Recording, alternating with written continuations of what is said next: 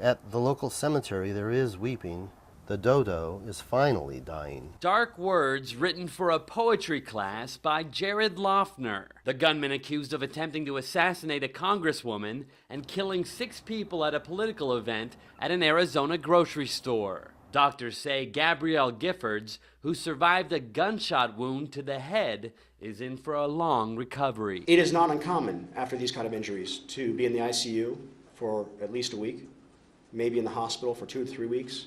And no doubt there will be a rehabilitative phase, and that could take weeks to months. Investigators carried out a search warrant at Loughner's home and seized evidence, including a letter from Giffords thanking him for attending one of her events back in 2007. Loughner allegedly purchased the Glock pistol used in the attack at this local sporting goods store in November. The sheriff says there could have been even more victims if not for the heroic action of onlookers and a gun malfunction when Loughner attempted to reload. Fortunately, the spring and the magazine failed, and the 2 gentlemen were able to get it away from him and subdue him until the law enforcement people arrived. The full moon slowly setting. Don Kura was Loughner's classmate in a poetry class at PIMA Community College. This is a young man who sat alone in class.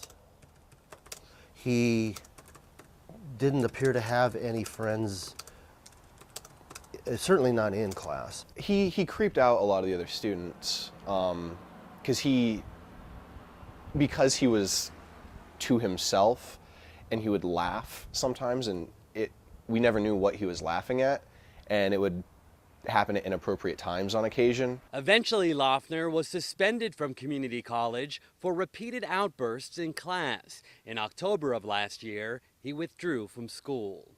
Investigators now believe Loughner acted alone. A man on surveillance video who authorities thought might have been an accomplice turned out to be a cab driver who drove the gunman to the scene, unaware of his plans. Haven Daley, The Associated Press, Tucson, Arizona.